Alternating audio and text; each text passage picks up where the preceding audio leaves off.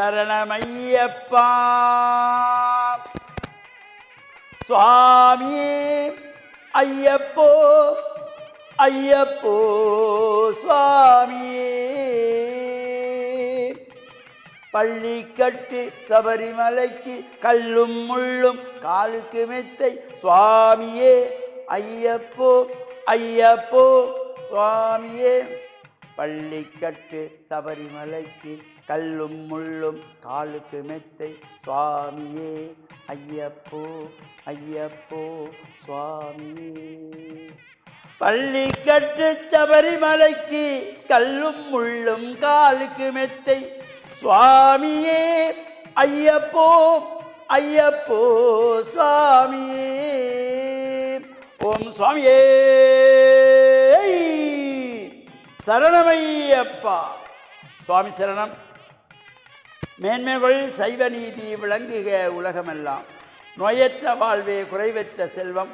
அந்த நோய் நொடிகள் இல்லாத வாழ்வு இந்த உலக மக்கள் எல்லோரும் வாழ வேண்டுமென்று கலியுகத்தின் காந்தமலை ஜோதியாகிய சபரிமலை சுவாமி ஐயப்பனுடைய திருவடிகளை சிறந்தாழ்த்தி டான் தமிழொலி ஓம் தொலைக்காட்சி நேயர்கள் அனைவருக்கும் சர்வதேச இந்து மத குருப்பீடம் அகில இலங்கை சபரிமலை ஸ்ரீ சாஸ்தாபுரத்தின் சார்பில் இனிய வணக்கங்களும் நல்லாசிகளும்.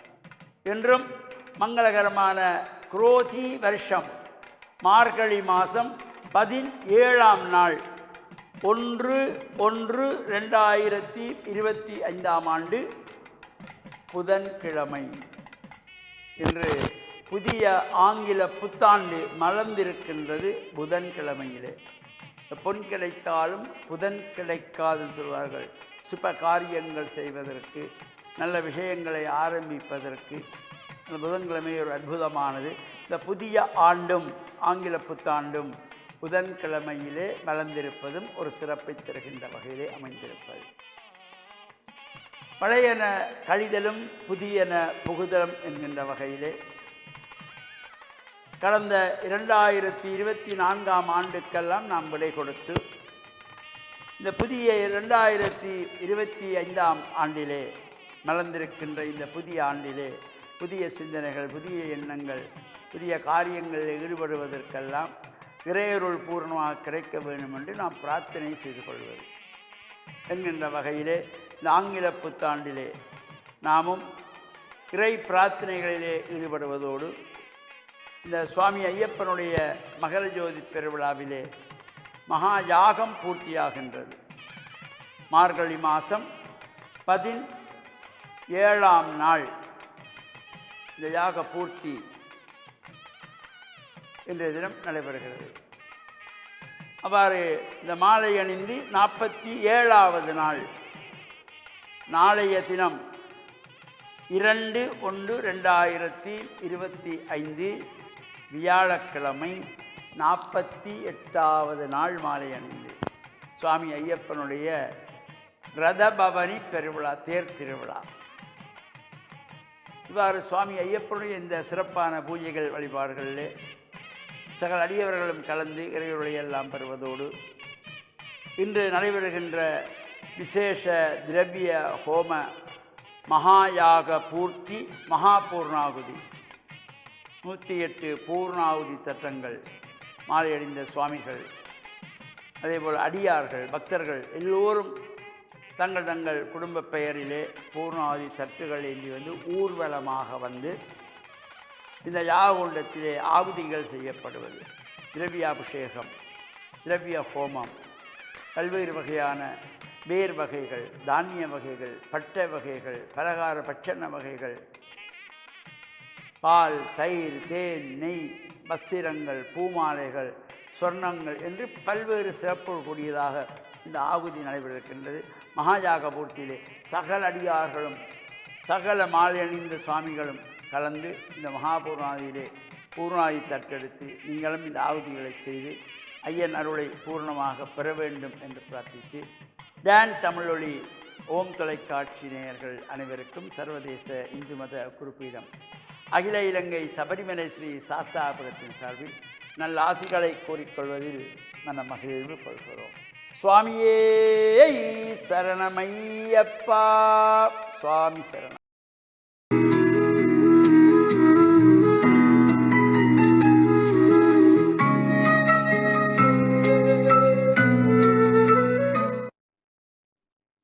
இறை இயேசுவில் என் அன்பு நெஞ்சங்களே, கிறிஸ்தவ நற்சிந்தனை வேளையில் உங்களை சந்திப்பதிலே எனக்கு மிக்க மகிழ்ச்சி. ஆண்டவர் இயேசுவின் அன்பும் அருளும் உங்கள் அனைவரோடும் இருப்பதாக. பிறந்திருக்கின்ற 2025 ஆண்டில் எமது திரு அவை இறைவனின் தாய் மரியாள் என்ற பெருவிழாவை கொண்டாடுகின்றது. இதற்கு ஒரு நல்ல காரணம் உண்டு. இந்த ஆண்டு பிறக்கின்ற பொழுது எங்களுடைய எண்ணங்கள், இயக்கங்கள், விருப்புகள், கவலைகள் யாவும் இந்த ஆண்டு எங்களுக்கு நல்லபடியாக அமைய வேண்டும் என்ற அந்த எதிர்பார்ப்போடுதான் இந்த ஆண்டை நாங்கள் வரவேற்றிருக்கின்றோம். கடந்த காலத்திலே எங்களுடைய வாழ்வில் இடம்பெற்ற நல்ல அல்லது நமக்கு நல்லதல்லாத நிகழ்வுகள் எங்களுடைய பின்புலமாக அமைந்திருக்கின்றன. ஆகவே வாழ்க்கையை நாங்கள் அனுகூலமாக நம்பிக்கையோடு எதிர்கொள்வதற்கு கற்றுக்கொள்ள வேண்டும்.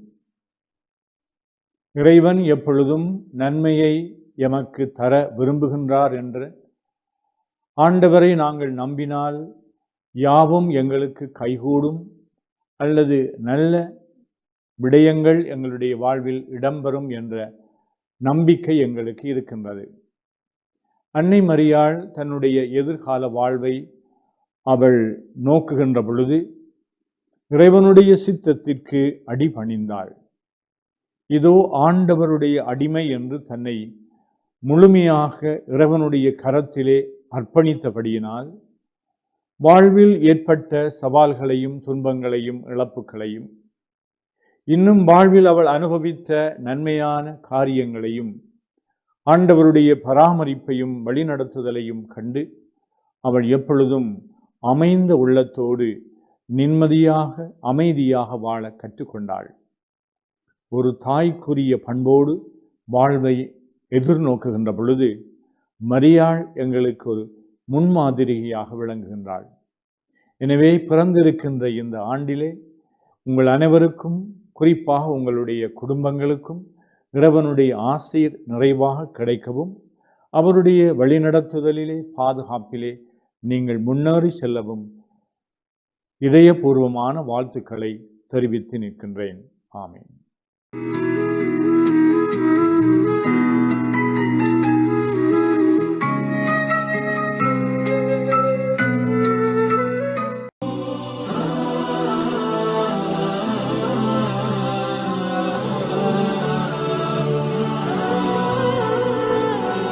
பிஸ்மில்லாஹிர் ரஹ்மானிர் ரஹீம். இஸ்லாமிய நற்சிந்தனையோடு இன்றைய தினம் இணைந்திருக்கக்கூடிய நேயர்கள், பார்வையாளர்கள் அனைவருக்கும் அஸ்ஸலாமு அலைக்கும் வரஹ்மத்துல்லாஹி வபரகாத்துஹு. இன்றைய இஸ்லாமிய நற்சிந்தனையில் நபி முஹம்மது ஸல்லல்லாஹு அலைஹி வஸல்லம் அவர்கள் தன்னுடைய குடும்ப வாழ்க்கையில் எப்படி நடந்து கொண்டார்கள், மனைமார்களோடு எப்படி நடந்து கொண்டார்கள், வீட்டு பணிகளில் எப்படியெல்லாம் பங்கெடுத்தார்கள் என்பதை உங்களுடைய கவனத்திற்கு கொண்டு வரலாம் என்று ஆசைப்படுகின்றேன். அன்புள்ள சகோதர சகோதரிகளே, இந்த உலகத்திலே அல்லாஹ்வுடைய தூதர் ஸல்லல்லாஹு அலைஹி வஸல்லம் அவர்கள் அவனுடைய இறுதி தூதராக வந்துதித்தார்கள்.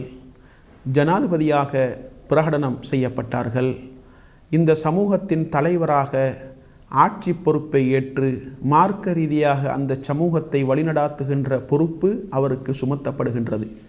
ஆனால் அந்த பொறுப்புகள் ஒரு பொழுதும் குடும்ப வாழ்க்கையை மிகச்சிறப்பாக கொண்டு நடாத்துவதற்கு, குடும்ப வாழ்க்கையில் மனைவிமார்களுக்கு உதவி செய்யாமல் இருப்பதற்கு அவர்களுக்கு அந்த பொறுப்பு ஒரு பொழுதும் தடையாக இருக்கவில்லை.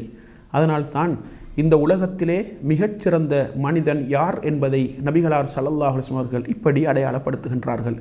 ஹியாருக்கும் ஹியாருக்கும் லி அஹ்லிஹி வ அன ஹியாருக்கும் லி அஹ்லி. உங்களில் சிறந்தவர் தன்னுடைய மனைவியிடத்திலே சிறந்தவர்தான்.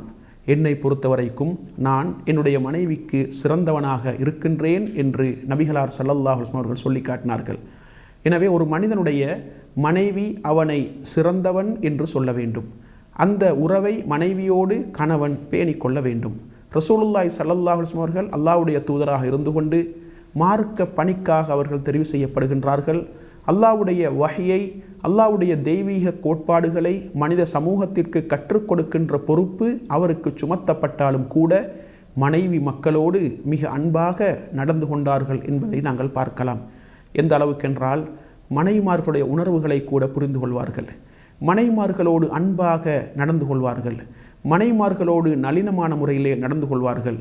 தன்னுடைய மனைவி ஆயிஷா ரதியல்லாஹு அன்ஹா அவர்களை பார்த்து சில பொழுதுகளில் அன்பாக ஆயிஷ் என்று அழைப்பார்கள். ஆயிஷா என்று சொல்லாமல் அதை சுருக்கி ஆயிஷ் என்று அழைப்பார்கள். சில சந்தர்ப்பங்களில் யா ஹுமைரா, சிவப்பியே என்று நபிகளார் ஸல்லல்லாஹு அலைஹி வஸல்லம் அவர்கள் அழைப்பார்கள். இன்னும் சில சந்தர்ப்பங்களில் யபுனத்த சித்தீக், சித்தீக்குடைய மகளே என்று அன்பாக தன்னுடைய மனைவியை நபிகளார் ஸல்லல்லாஹு அலைஹி வஸல்லம் அவர்கள் அழைப்பார்கள். என்றால் இந்த அளவுக்கு மனைவிமார்களோடு மிகவும் நளினமான முறையிலே, அன்பான முறையிலே, உணர்வுகளை புண்படுத்தாத முறையிலே நடந்து கொள்ள வேண்டும் என்பதில் நபிகளார் ஸல்லல்லாஹு அலைஹி வஸல்லம் அவர்கள் கவனம் செலுத்தினார்கள். எந்த அளவுக்கென்றால் வீட்டு வேலைகளில் கூட பங்கெடுத்தார்கள். வீட்டு வேலைகளில் நபி அவர்கள் மனைவிமார்களுக்கு உதவி செய்தார்கள். தன்னுடைய ஆடைகளை தைத்து கொள்வார்கள், தன்னுடைய பாதணிகளை கூட தைத்து கொள்வார்கள். தொழுகையுடைய நேரம் வந்துவிட்டால் தொழுகைக்கு சென்று விடுவார்கள் என்று ஆயிஷா ரதியல்லாஹு அன்ஹா அவர்கள் நபி அவர்களுடைய அந்த வீட்டு பணிகளை மிகச்சிறப்பாக எங்களுக்கு சொல்லி காட்டுகின்றார்கள். எனவே வீட்டு நிர்வாகத்தை கொண்டு நடாத்துவதில், வீட்டு நிர்வாகத்தின் பொறுப்பாளராக மனைவி இஸ்லாத்தின் மூலம் நியமிக்கப்பட்டிருந்தாலும் கூட அந்த பொறுப்பை அவளுக்கு செய்வதற்கு பக்கபலமாக கணவன் இருக்க வேண்டும் என்ற அந்த கோட்பாட்டை தான் நபி அவர்களுடைய வாழ்க்கை வரலாறு, நபிகளாருடைய குடும்ப வாழ்க்கை எங்களுக்கு தெளிவுபடுத்தி கொண்டிருக்கின்றது. எனவே மனைமார்களுக்கு உதவி செய்யக்கூடிய கணவன்மார்களாக ஆண்கள் இருக்க வேண்டும் என்பதற்கு நபிகளாருடைய வாழ்க்கை வரலாறு எங்களுக்கு மிக பெரும் சான்றாக இருக்கின்றது. எனவே இந்த உலகத்திலே நாங்கள் திருமணம் செய்து மனைவி மக்களை கவனிக்க வேண்டும், அவர்களோடு நல்ல உறவை நாங்கள் வைத்து கொள்ள வேண்டும், அவர்களுடைய தேவைகளை கண்டு தேடி நிறைவேற்ற வேண்டும், அவர்களுடைய விருப்பு வெறுப்புகளை நாங்கள் புரிந்து கொள்ள வேண்டும், அவர்களுடைய உணர்வுகளை நாங்கள் மதிக்க வேண்டும், அவர்களுடைய உள்ளம் புண்படுகின்ற வகையில் நாங்கள் பேசக்கூடாது, நடந்து கொள்ளக்கூடாது என்பதையெல்லாம் நபிகளார் ஸல்லல்லாஹு அலைஹி வஸல்லம் அவருடைய வாழ்க்கை வரலாறின் மூலம் நாங்கள் தெளிவாக புரிந்து கொள்ளலாம். எனவே இந்த உலகத்திலே மனைவி மக்களோடு மிகச்சிறந்த முறையிலே, நளினமான முறையிலே, அன்பான முறையிலே நடந்து கொண்ட ஒரு மிக பெரும் தலைவராகத்தான் நபிகளார் ஸல்லல்லாஹு அலைஹி வஸல்லம் அவர்கள் இந்த மண்ணிலே வாழ்ந்து காட்டினார்கள் என்பதை நாங்கள் புரிந்து கொள்ள வேண்டும். எனவே மனைவி மக்களோடு மிகவும் நளினமான முறையிலே நடந்து வீட்டு நிர்வாகத்திலே மனைவிக்கு ஒத்துழைக்கக்கூடிய கணவன்மார்களாக ஆண்கள் மாற வேண்டும். நபிகளாருடைய வாழ்க்கை வரலாறு எங்களுக்கு மிகப்பெரிய போதனைகளையும் அறிவுரைகளையும் முன்மாதிரிமிக்க நடத்தைகளையும் போதிக்கின்றது என்பதை தெளிவாக புரிந்து வீட்டு நிர்வாகத்திலே மனைவி மக்களோடு அன்பாகவும் கனிவாகவும் நடந்து கொள்வதற்கு அல்லாஹு தஆலா நம் அனைவருக்கும் துணை புரிவானாக. வாஹிர் தஅவானா அனில் ஹம்துலில்லாஹி ரப்பில் ஆலமீன்.